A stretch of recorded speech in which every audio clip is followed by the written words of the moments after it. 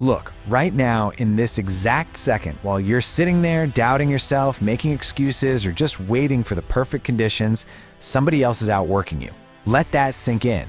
Someone out there with significantly less natural talent than you is waking up earlier, they're suffering longer, they're putting in the agonizing reps and becoming incredibly dangerous, all while you wait around for a fleeting little feeling called motivation. That is the baseline reality of the world we live in. You talk a big game. You say you want success, right? You say you want to leave a legendary legacy. But if that's actually true, you've got to answer one question with complete honesty. Why do you run from pain? You claim to want the ultimate prize, but you retreat the literal second life gets uncomfortable. Greatness has never, in the entire history of human existence, been forged inside a comfort zone. And this right here, this is the core trap that destroys so much human potential. Motivation is a fragile, fleeting feeling. It's weak. It's a sunny day friend that completely abandons you the moment it starts pouring rain. Discipline, on the other hand, is a weapon. It is the absolute sole catalyst for actual permanent transformation. Because discipline honestly doesn't care how you feel. It only cares about what must be done. All right, let's move into part one, the myth of motivation. Because relying on your feelings is a losing game. Think about this quote for a second. Every champion you admire was once broken. We look at the greats, right? The legendary warriors of our time, and we just assume they were born made of solid steel. But they weren't. Every single champion you look up to once felt paralyzing fear, total isolation, and an overwhelming, desperate desire to just lay down and quit. They felt the exact same agonizing pain you're feeling right now. The singular difference is, they kept moving. There is such a stark contrast in how these two groups operate daily. When things get hard, the average mind immediately searches for comfort. It sleeps. It complains loudly to anyone who will listen about how unfair its circumstances are. But the greats, they actively hunt for growth.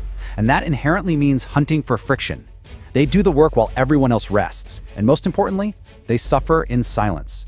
They don't broadcast their pain. They literally weaponize it. So, the people the world likes to call special or gifted, they're actually neither. They aren't magical. They just mastered one brutal, non-negotiable trait: discipline. And I'm not talking about color-coded calendars or happily waking up at 4 a.m. with a smile on your face. Discipline is the absolute raw ability to keep putting one foot in front of the other when life physically and mentally hurts. That is the price of admission for greatness. Which brings us to part two, Forged in Darkness. Let's talk about where real unstoppable power actually gets built. Because true power, the kind that makes you absolutely unbreakable, is never built when life is easy. It's not built when the crowd is cheering your name or when the stars just miraculously align perfectly for you. Honestly, that's just the victory lap. Real, terrifying power. It's built in the dark. It is forged in the shadows, miles and miles away from the applause.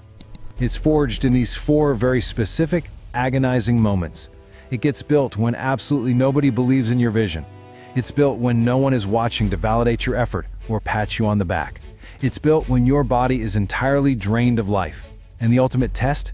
It is built when your own mind is violently screaming at you to just stop. Taking one more step forward in that overwhelming agony is the precise moment you cease being ordinary. Let's transition to part three, the enemy inside, because it's time you realize who you're actually fighting on this battlefield. Here is the absolute harshest truth you need to swallow today. The external world is not holding you back. The economy, your critics, your bad luck, your circumstances, they are not your true enemy. Your own mind is the ultimate adversary. It's the master manipulator sitting right there inside your head, negotiating with you every single day to just accept mediocrity. You are fighting an internal war the literal second your alarm goes off in the morning. Your mind is biologically hardwired to constantly crave safety, comfort, and the path of absolute least resistance. It's trying to protect you. But your legacy, your pride, your ultimate evolution, that lives exclusively in the opposing camp. It lives in suffering. It lives completely on the other side of pain. To reach your greatness, you quite literally have to conquer your own survival instincts. So here we are, part 4, Declare War on Weakness. The climax of everything we've been talking about. If you actually want your life to change, you have to declare absolute, scorched earth war on yourself. I mean it. War on your laziness, war on your fear, war on your innate weakness. You must ruthlessly hunt down and destroy every single excuse that has kept you imprisoned in an average life for years. Make no mistake, this is an active, daily, bloody battle.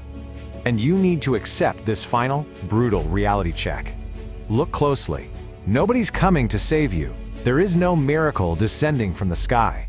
There is never, ever going to be a perfect moment to start. And there's definitely no magical wave of motivation coming to rescue you from a life of mediocrity. You are entirely, completely alone in this fight. The battlefield is entirely inside your own head. It is solely you versus you. The weak version of you that desperately wants to sleep in versus the warrior version of you that demands greatness. And until you step up and definitively slaughter the weakness inside you, your life is never going to change. You're going to remain exactly where you are right now. So I'm going to leave you with this one final provocative thought to wrap up our explainer. What choice are you going to make the second this ends? Are you going to retreat back to comfort, stay weak, and just keep making excuses? Or will you stand up, step directly into the darkness, and finally declare war? The choice is entirely yours. Make it count.